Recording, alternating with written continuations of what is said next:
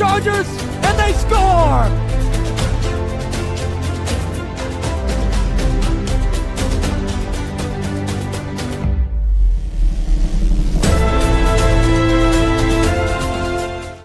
Hello, everybody, and welcome back to another show. My name is Ben Barber, and today I am here, as I am every Monday, with Adam Plager, the voice and face of the Norwich Sea Unicorns, and we are joined as well this morning by the voice and face of himself, Adam.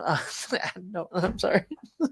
Andrew Fiore, fresh off of his trip from Florida. You got that glow about you, Andrew. I'm jealous. You can actually leave now. But Adam, we had a lot of baseball. Yeah, lots How of are you baseball. doing? You look a little Lots of baseball. That tired was a long week. Independence Day celebration, 2 games on Friday in Worcester, so it was good to take one of those games. I mean, Worcester's, I think, the best team right now in the Futures League. So, yeah, a lot of baseball. I don't know, I felt like the week kind of flew by there once we got to Thursday. Had the game Thursday at home, the 2 on the road on Friday. Back at home on Saturday, and then Sunday. And yesterday was a bit of a drag of a game. It didn't go our way, but good to see 4-2 week. I think we'll take that every week. If we can keep doing that, I think we'll put ourselves back in the playoff picture. That's awesome. Yeah. How far out or what are the standings looking like right now? Yeah, we're a game and a half out of 4th place. New Britain's ahead of us for the 4th and final playoff spot. So I feel like the month of July, you have to really start to fasten your seatbelt. This is where that playoff push really starts, and you need to make sure that, I think, a game and a half, certainly within an arm's reach, but yeah, it's good to see the team play consistently. I thought we definitely had a chance at 5 of 6 possible wins. A couple of errors in that 5th inning on Friday in the opener of that doubleheader. Thought we played a really good game. Just a couple of defensive miscues. Worcester's too good of a team to give them some gift base runners, and they took advantage to win that game 4-2. But good to bounce back in game 2 of that doubleheader and take that game pretty convincingly. Built a 6-1 lead. They got a couple runs there a little later in the game. So, and then yesterday saw Worcester again. So a lot of Worcester this week, or I guess this past week, I should say. Yeah. And just couldn't find a way to keep things going against them. They have a deep lineup. They lead the league in, I think, almost every offensive category. So when that train gets rolling, it's hard to slow them down, and there wasn't a way for us to slow them down Sunday. Who's coming up on the schedule this week? Yeah, we got Nashua coming up tomorrow. We played them well the last few times. We took a big game over there I want to say that was last Tuesday in Nashua, if I remember correctly, or last Thursday. So that was an important one. It was last Thursday. So good win for us to beat Nashua at Nashua. And then we have Worcester Wednesday. So that's going to be another tough one for us. Thursday's our only home game this week. So I think this week is actually going to be a tough week for us. Yeah. Only one home game. So lots of games on the road. Hard to win games on the road, I think, as you know, in this league. And we're going to go to Vermont for 3 Friday through Sunday. They're 2nd place in the Futures League. They're very well coached, and they're a tough team. They play the game the right way. They don't make a lot of mistakes. So if we can find a way to take 2 out of 3 from Vermont that weekend trip, have to find a way at least to be a 3-3 team this week. Definitely would love to take a 4-2 week and just find a way to continue to push up the standings. And, I think it's got to be frustrating because you've seen, you're right behind the Bees, and you've seen the Bees so many times this year already. And now this week, when you're trying to chase them, you're not seeing them at all. But then the week after, it's basically all Bees. Yeah. So, if you can get in good standing this week and at least go 50-50 this week, then you have an opportunity to just go head to head with the Bees and knock them down and climb up that ladder. How has what are the promotions that are coming up this week? Yeah, so it's only going to be Thursday. Because it's only Thursday's our only home game. But one I do want to point out is Unity in the Community, Friday, July 18th. So that'll also be our K Cancer Night as well. So all those donations will go to the Echo Foundation. We will also be wearing our City Connect uniforms on Friday, July 18th. I mean, you have to make sure you come out and see us in the Rose and New England jerseys. Dime Baker, proud sponsor of those uniforms. Post-game fireworks as well, presented by Liberty Bank. So it's an all-in-one night. So I'm excited for that one, Friday, July 18th. That's the next firework game. So, yeah, like I said, Thursday is always a lot of fun, and it's the only home game of the week. So I want to say it's a hot ticket. Make sure you come out. It's always fun to see the Unicorns at home, and I think we're starting to turn the corner in the right direction. I really like the pitching our team has. Yeah. We just brought back Hector Alejandro. He threw a no-hitter for us last summer against the Worcester Bravehearts. So, wow.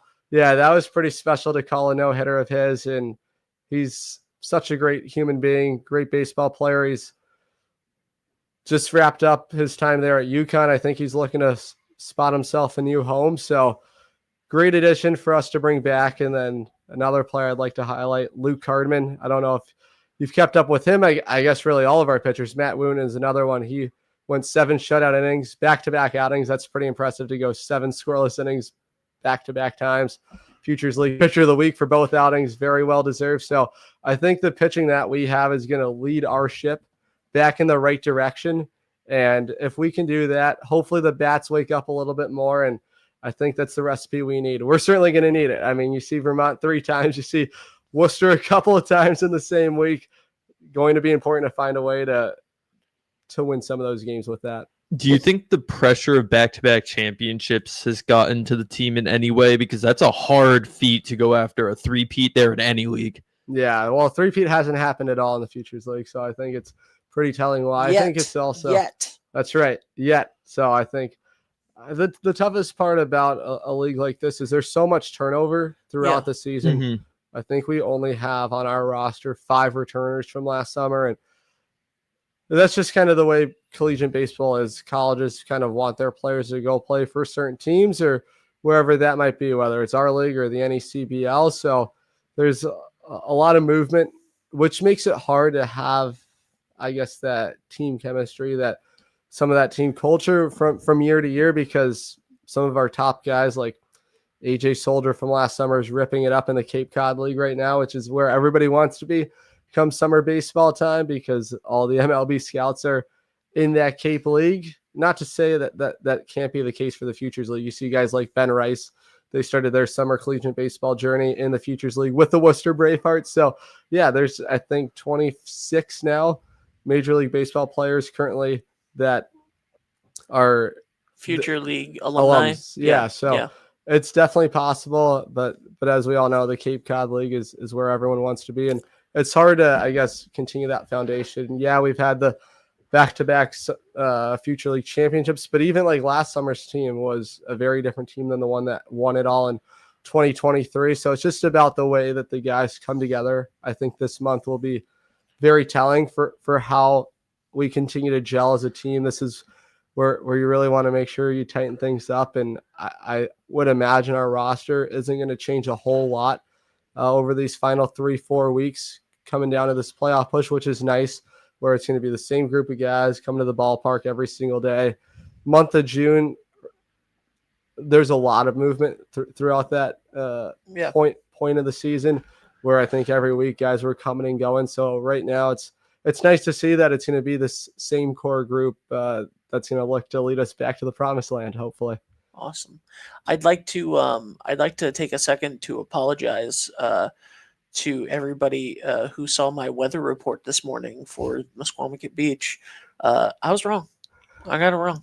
I said that the showers weren't going to be until later in the afternoon or towards the afternoon. It is 10:12 a.m. and it is pouring out in downtown Westerly. But you're glad not to have a home game today. Yeah. Thank goodness we don't have to play baseball today. We had so many rainouts early in the summer, which made it tough. And made all of these double headers that you've had to play. That causes the backlog, Yeah, so we actually have another doubleheader coming up July 19th against New Britain.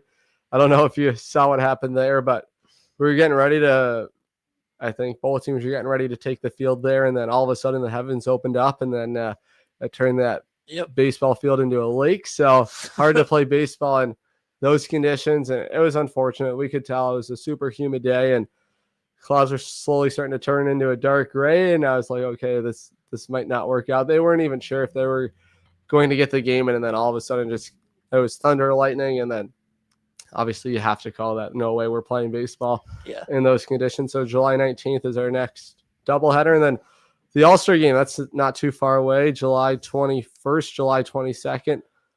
The home run derby will be at Fitton Field on the campus of Holy Cross, home of the Worcester Bravehearts. And then Polar Park is going to be the hosting site where the Woo Sox play for the Futures League All-Star Game. Wow. So that's going to be a lot of fun to get to go into that venue and play an All-Star Game. Being a Rhode Islander, I do not recognize the Woo Sox Same. as a thing. Pawtucket. But yeah. It is what it is. It is what it is. Still a little bit mad about it, Same. but whatever. No, that's awesome. That's really great, and that's a beautiful facility. And that they Dodd have. hosted the All-Star Game, what, 2 years ago? Last year. It was Yeah. last year. That was awesome. Yeah, it was special to be able to host that All-Star Game, 30th season celebration last summer, which I think made it so special, just celebrating the history of Dodd Stadium, and definitely want to keep that going forward. Hopefully things work out where Dodd Stadium is going to continue to keep bringing baseball for plenty of years to come. But Yeah, Worcester, home of the Woo Sox, can't wait for that. It's going to be a lot of fun to be able to go into that ballpark and for all of our all-star selections to be able to play there. And I know that there's going to be a lot of people in that house to take in that all-star game, which should be a lot of fun. And then once we find out who our all-stars are, I'll certainly present that hopefully next week. I should know who our all-stars are. So maybe I can try and convince one of them to come up here with me. Please do. Have them join me here. I've been trying to get Cooper Maher to come up here. Cooper, come on. Come on, Cooper. But you're from here, buddy. Yeah. 32 days left. There's 32 days left in the season. Final game August 9th. Yep. Of the regular season. So, go see unicorns.com, check out the schedule, get your tickets, and make sure that you get your tickets, make sure you go see them, make sure you go to as many of these promotional nights as possible. Absolutely. It's so fun. And I can't bring the kids, bring the family, Yeah, I can't stress enough. Our players feed off that energy. See it on a Saturday night win that we had earlier in the week. That place was pretty electric. So it's a lot of fun. Like, I thrive off that energy as a broadcaster. It's fun when the crowd gets into it. And it only helps our team, especially in the midst of a playoff push. It's very possible. I think we have the roster to go back there and make some noise. As all sports fans know, you just got to be in the dance. As long as you're in the dance, it doesn't matter really what seed you are. You got to beat the best teams to win the league. And these really are players that end up going far. You see these guys at Dodd. I went to the last All-Star game before this one, back when it was the Connecticut Tigers. Saw Mike Yastrzemski, who's now on the Giants. My show today has a player who played at Dodd with the Mystic Schooners, Addison Kopak. He's now in Double-A San Antonio, and he's going to be joining us. He's on his way, hopefully, to the San Diego Padres in their minor league system. So tune into that at 2. Had to throw out the plug there. I love those, Ben. Yeah, absolutely. But yeah, get out there to Dodd, really, because you're seeing the stars of the future. It's a great venue. So many memories there. So yeah, it's a great ballpark. There's, like you said, I mean, New York Navigators were there, the Alfonso Soriano days, and Connecticut Defender days. So a lot of great baseball players have come through there, and you see like the compete level, the work ethic of our guys. You never know what's going to happen, especially there's so many risers. Like, you go back to last summer, Connor Lane. I don't know if that's a name that you guys are familiar with, the UConn pitcher and a catcher. I don't know if he pitched at all, but he hit 286 as a freshman for UConn. So I think he's well on his way. And you see a guy like AJ Soldier just come in and just completely tear it up. And now he's hitting nearly 400 in the Cape Cod League. So, I think guys like that, it only goes to show you never know what's going to happen with a lot of these players. And they're fully invested. They're fully committed. And then you see a guy like Nick Tomasetto last summer. He didn't play at all at Rutgers. And he batted, I think, over 330 this past season and is actually transferring now to Seton Hall. And we know a lot about Seton Hall. Lots of good baseball players have come out of Seton Hall. So, yeah, you never know. Like you said, stars of the future. And the journey starts here. And I think that's what's a lot of fun to cover this team. Brandon Crawford, Madison Bumgarner, Darryl Strawberry, Roger Clemens, all guys who passed through Norwich. Even Tarek Skubal of the Tigers now. So many names have played there. Come see these great guys playing today for the back-to-back champs.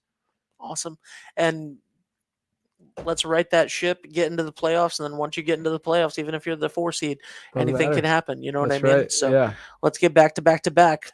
Thank you guys so much for being here. Go see unicorns.com, and we'll see you on Thursday this week at home, and then we'll see you on Monday to find out what's happening the week after. Yeah, I should be there Wednesday as well, so I'll keep you updated with some of the away games that I'm out there covering. So Perfect. yeah, always a lot of fun, and couldn't be happier that you guys are picking up our feed. So we definitely appreciate it. We've gotten some great viewership, this summer because of that, and with SNSN as well. So Yep. I mean, I think the viewership numbers are incredible when you see it's nearly 1,500 people tuning into a broadcast for our league. It's pretty special, especially to see that growth from last summer to this summer. It shows that people care. They're following the team, even if they're not always there. We encourage you to come to the ballpark, put me on listening your headphones. You can get both, but no, I greatly appreciate it. Our organization greatly appreciates what you do to kind of support our team and help promote our team. It means a lot to us.